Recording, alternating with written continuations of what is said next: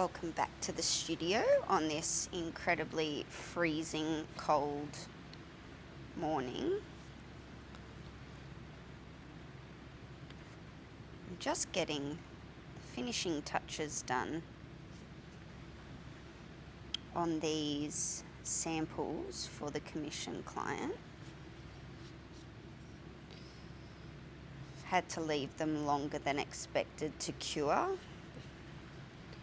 but it is okay. I am still on deadline, and I just hope that all the colour samples that I've provided are going to resonate with the client. So I'm going to drop them off at the gallery and have a bit of a meeting there this morning, talk them through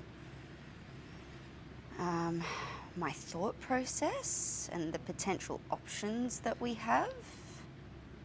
It's been quite an interesting experience because this is actually the first time I have had to really slow down my process, and actually the gallery has been really good in helping me break it down into steps for the client to be able to kind of tick off as we move forward.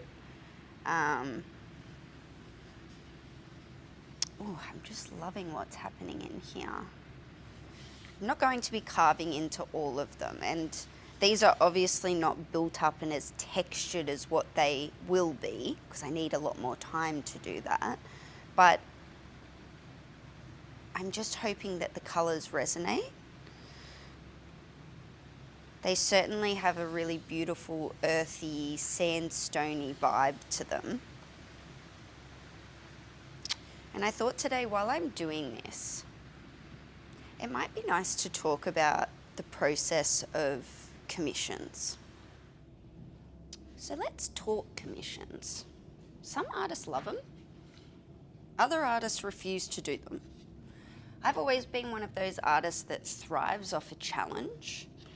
And for me, every time I do a commission, I feel like my entire practice expands a little bit more, because when you listen to what the client sees in your work, it's always a little bit different to the way you view your own work.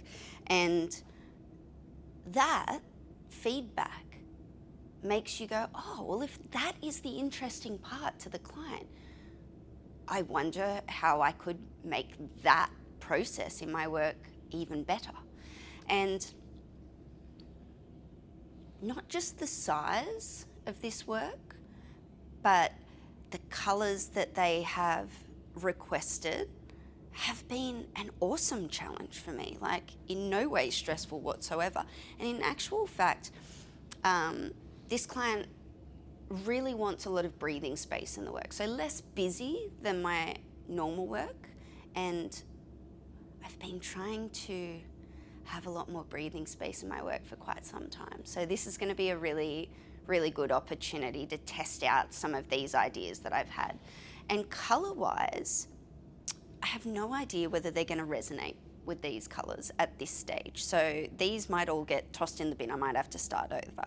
But at least when I drop these off to the gallery, there is a starting point for the client to go, oh no, I definitely don't like that colour, get rid of that. But at this stage, yeah, it's really open-ended. We're right at the very beginning. I'm just getting to the process where I'm starting to understand that they're okay with having things a little bit more abstract and less realistic, which is fantastic as well. And with the colours, because they want things less busy, I actually went back to nature, back to the simple collection of rocks on a beach. Like, I'm gonna just hold these up. I'll see if you can see them. Hang on. Like, I went to our local beach and I collected some rocks that were in alignment with the client's kind of colour request. And I literally used these rocks as a way, as an example of potential layers. And when I plan things out, normally I just swatch things on the wall. Normally that's why my walls around here have paint all over them. But for this I have to be a lot more strategic and actually keep some sort of reference for myself. So this is actually my version of maths. It's all my color mixing and the layers and the order that I've put the layers in. Now this may all completely change, but at least if the client says to me, oh, on panel F, there's this ready color that we don't want, then I can go to the page that says F, I can cross out that and say do not use, if that makes sense. So the process of actually breaking this down for myself has been the most helpful part. And I'm so grateful for the gallery who have really slowed me down. Normally what I'd do with commissions, before the gallery was doing all the communication, I'd actually produce like 3 or 4 works, just so that I never felt restricted and I didn't feel like I was only working on one thing and it had to be perfect. So instead I'd produce 4 works and the client would just pick from them. And 9 times out of 10, they'd pick more than one, which wasn't the original intent. However, that's just what generally happened. So this is the first time that I'm going to be working on a commission that is just one painting, because I obviously can't produce 4 of these. No gallery will take a work this big to try and sell in this art market. So the point I'm trying to make is that every stage is absolutely crucial, because we don't want to get to the end and have the client not be happy. So I'm not gonna lie, I did do another video earlier this week, and then I watched it back and I thought, oh, Korynn, you were having a moment. And I was. At the start of the week, I was having a moment. I was doing my numbers, and anyone who knows me well knows that numbers are not my friend. And it's kind of the most heartbreaking thing about what I do, because unfortunately, I am not one of those artists that make their work on paper with a single layer of paint, or I'm not one of those artists that can produce multiple paintings in a day. Unfortunately, my process requires litres and litres and litres and litres of paint and months and months and months of time. So it makes it very difficult for me and very difficult for the gallery to A, find a market that understands what I do and why it costs the way that it costs, and B, the gallery also has to make money. I mean, when I have to budget for big works like this, when I have to budget for any of my works, I have to factor in for their 50% as well, of which they earn every single cent. Believe me, I am not whinging about that part. The part that I was having a whinge about earlier is getting to the end of producing work and being so happy with the work and not being able to make the money that I feel like I should be able to make, purely just because the art market works in a way that your art market and the value of your work is simply what people are willing to pay.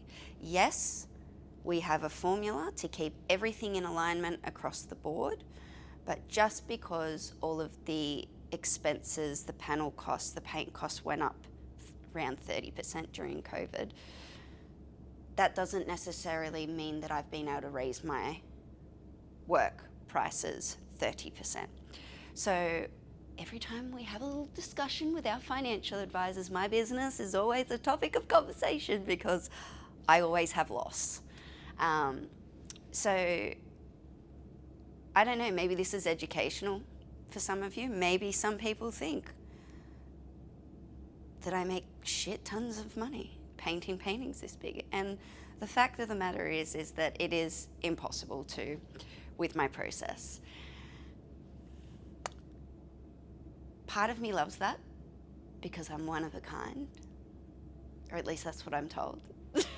No one does what I do. No one's nuts enough to build up that much paint and then sand it all off. I must be the only crazy one to want to do that. But at the end of the day, I do have those moments where I look at what other artists are doing, what they are pricing their work, and I just think to myself, they have a lot more profit at the end than I do. Anyway, it's a conversation that I have with many, many artists. It's a really tricky one. Art and money, valuing work, pricing your work. It's a really hard topic to talk about. And in particular, like maybe some of you watching are not artists, have never collected a piece of original art before. Maybe you're an IKEA person. You just like going to IKEA and spending $100 and getting a print. That's okay. I don't fit into that category.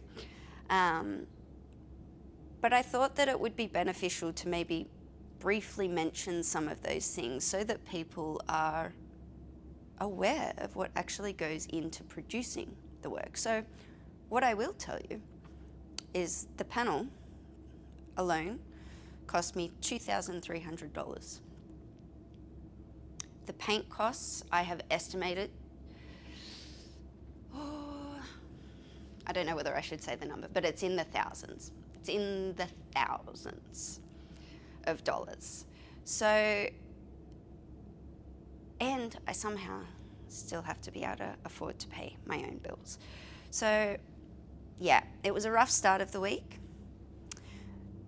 But since doing these color swatches, what I am now seeing is I'm now seeing how clever the gallery is in getting me to slow write down, because what it will mean is when the client decides on the colors,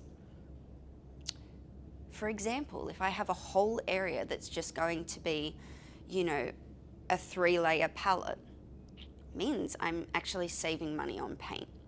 So yeah, I'm interested to see how this process in breaking everything down actually helps me analyze why I do what I do. Like, do I really need to be wasting that much paint underneath if it is purely just texture? So I guess we will see. I'm jumping out of my skin excited to get started. And the gallery's kind of said, no, don't touch the panel yet. Let's just one thing at a time.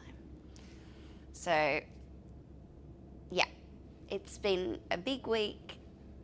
It's been a cold week, and it's time to take these panels to the gallery and